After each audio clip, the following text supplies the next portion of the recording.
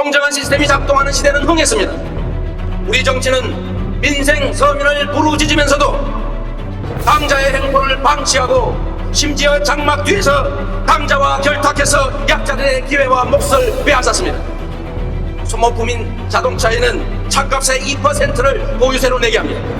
연 350조 원의 불로소득을 만들어주는 6,500조 원의 토지에는 달랑 9조 원 0.13%의 세금만 부과합니다.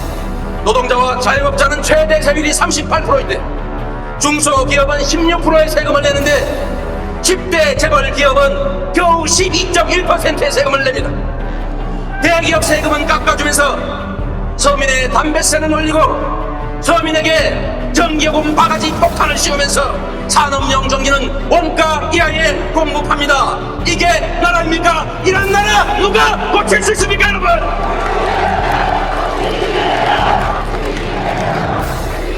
노동자를 보호해야 할 노동부는 대래 노동자를 탄압하고 불법 장시간 노동을 강요해서 일자리를 줄이고 있습니다. 이런 비정상의 나라 고칠 수 있는 사람 누구입니까?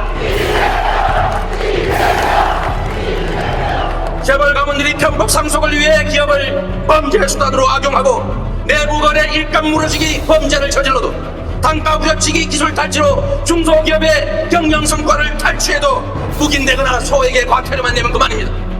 누가 이런 나라 고칠 수 있습니까, 여러분? 기업 살리기에 공적 자금 170조를 쏟아부은 정부가 개인 채무자들을 살리기 위해서 1조 원이라도 썼다는 말을 들어본 바가 없습니다.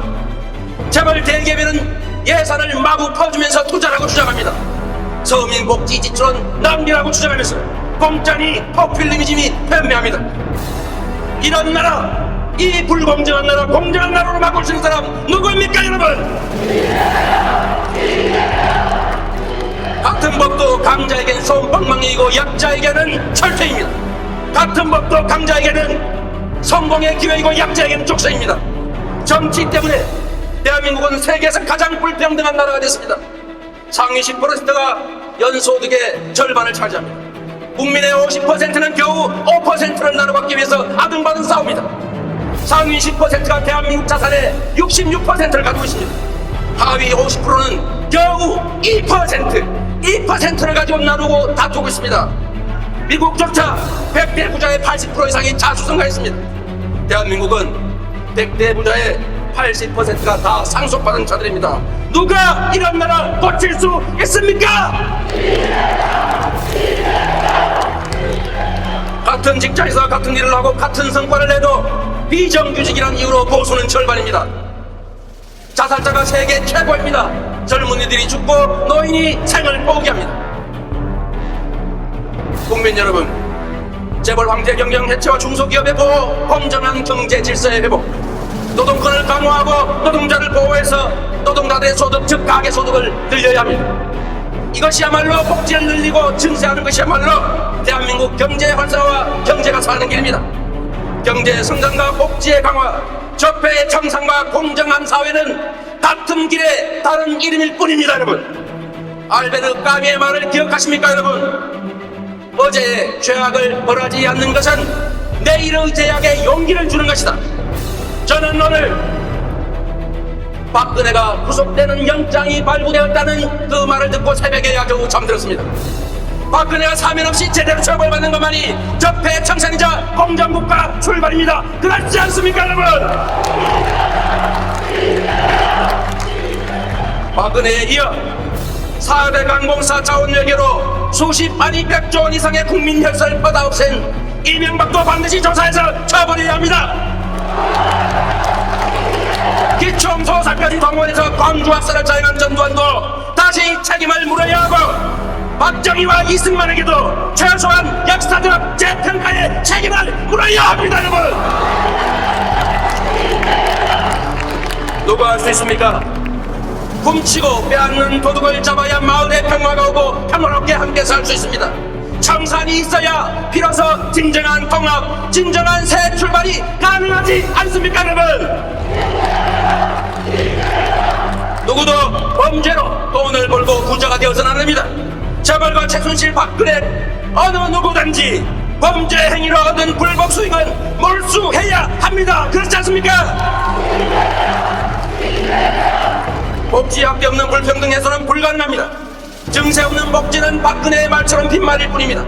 증세는 서민이 대상이 아니라 영업이익 500억 이상을 내는 대기업들 445, 10억 이상의 초고수득을 하는 우리나라 단 6,000명밖에 없는 이 소수의 초고수자를 상대로 증세해야 됩니다. 그렇지 않습니까?